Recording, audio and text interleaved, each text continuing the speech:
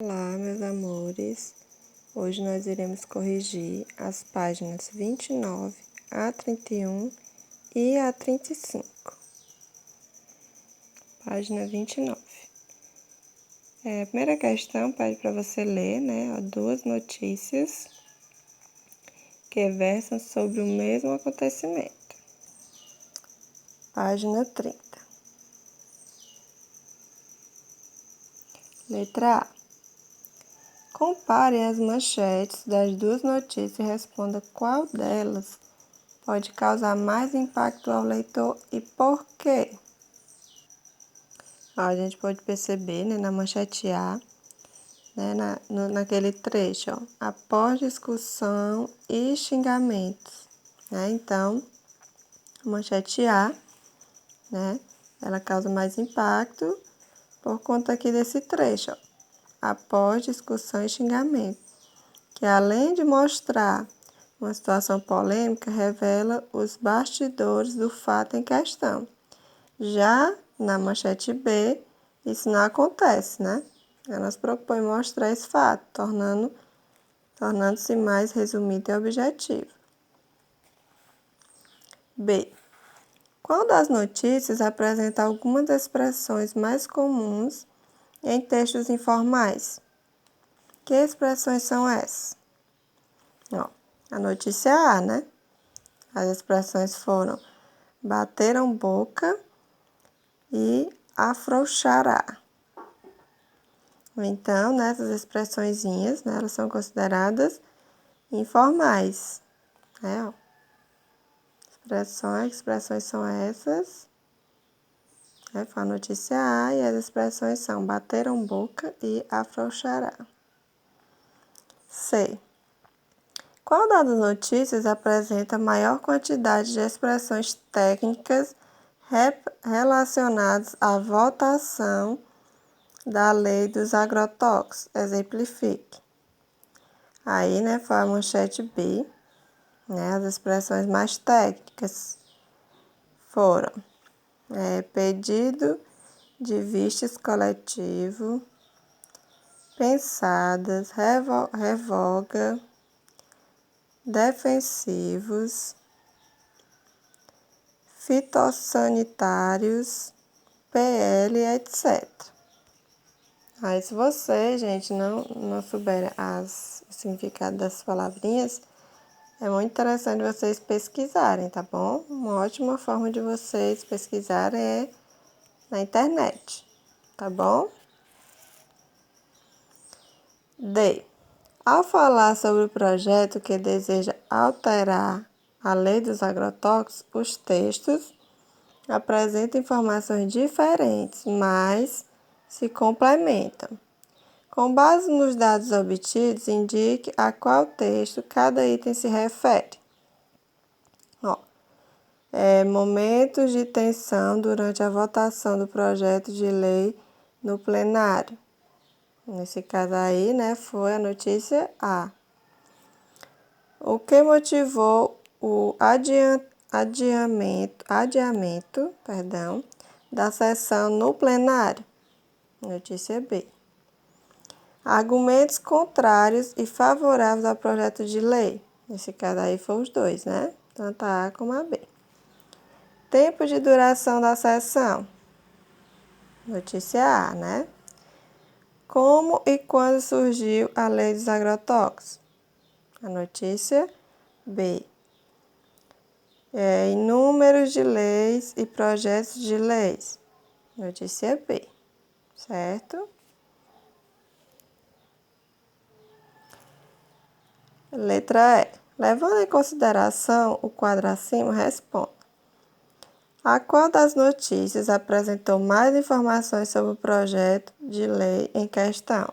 Pode perceber, aqui na A foi só 3 e aqui na B foi 4. Então, foi a notícia B.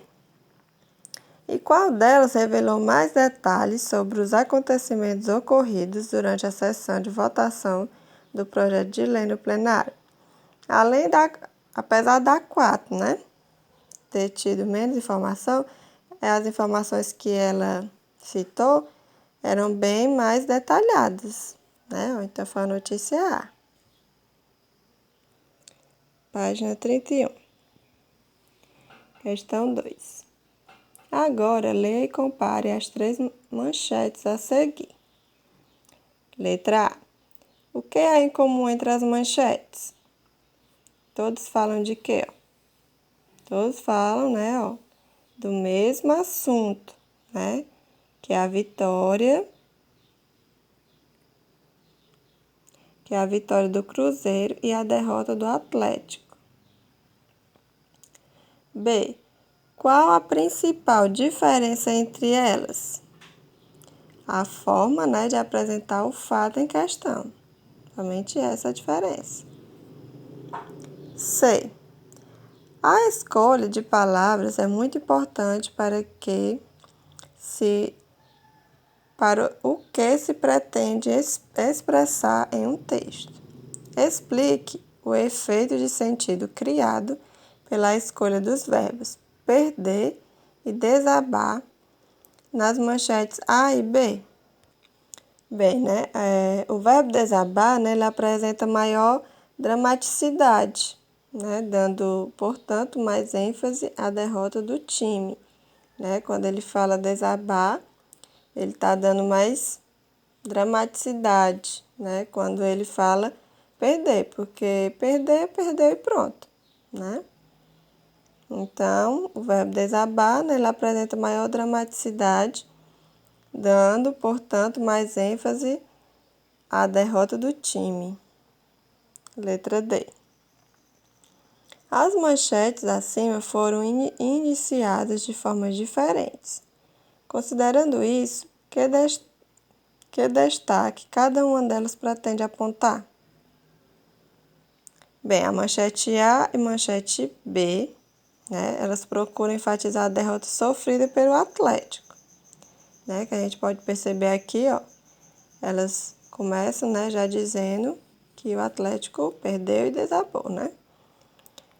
Já na C, né, busca destacar a vitória do Cruzeiro, né? Já que na C, ele já coloca o Cruzeiro primeiro, né? Porque ele quer destacar a vitória, né, do Cruzeiro. E a E. Entre as manchetes A e B, qual aparenta chamar mais a atenção do leitor para a derrota de um dos times?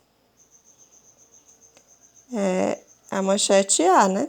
Pois ela evidencia uma atitude de reprovação da torcida. Né? Manchete A. O Atlético perde para Cruzeiro, amplia série sem vitória e torcida grita vergonha. Né? Então, é a manchete A, né?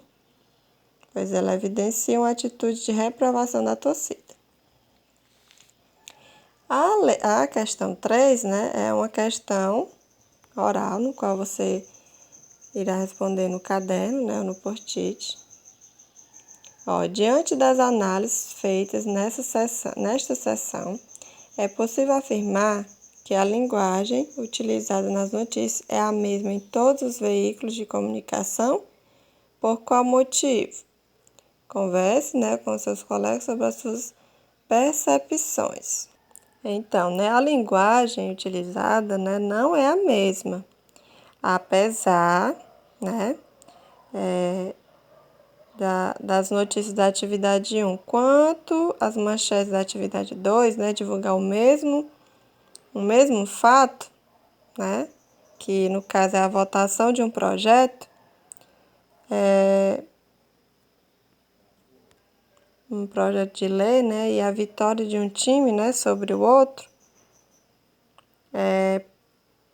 porém, né, o fazem de forma diferente, né, pois cada texto, né, ele tem a sua estratégia para despertar a atenção do leitor e carregar consigo as intenções, né, os valores e a ideologia, né, de quem o redigiu, certo? Então a linguagem não é a mesma, apesar, né, das manchetes estarem tratando de assuntos, né, iguais, né? Que no caso são a votação de projetos, né? E a vitória, né, de um time, né, sobre o outro.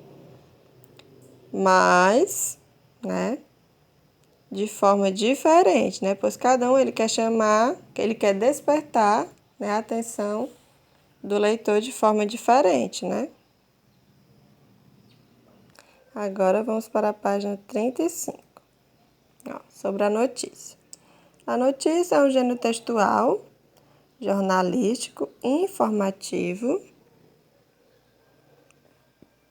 que trata de assuntos ou temas reais, atuais ou que vão acontecer, vinculados em jornais, revistas, telejornais, rádio e internet.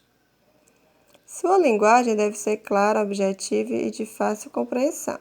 Em sua composição estrutural, costuma apresentar manchete, linha fina, lead, informações mais detalhadas e aprofundadas nos parágrafos posteriores, além de recursos visuais, né, que auxiliam o seu entendimento. O segundo quadrinho é sobre a notícia digital ou web notícia. Né, ó, vamos ver aqui. Ela é vinculada exclusivamente em meios de comunicação digitais. E nas manchetes, na linha finas e leads, podem aparecer os chamados hiperlinks, né, que são aqueles termos, né, que são grifados, né, que são negritos ou sublinhados. E possibilitando o acesso a novas informações. O quadrinho azul, né, em algumas construções, a voz passiva recebe o nome de voz passiva analítica, né, quando ela é formada por locução verbal. Pois a forma verbal é composta de verbo auxiliar mais verbo no particípio. Nesse tipo de voz passiva, não é obrigatória a presença do agente da passiva. Entendeu?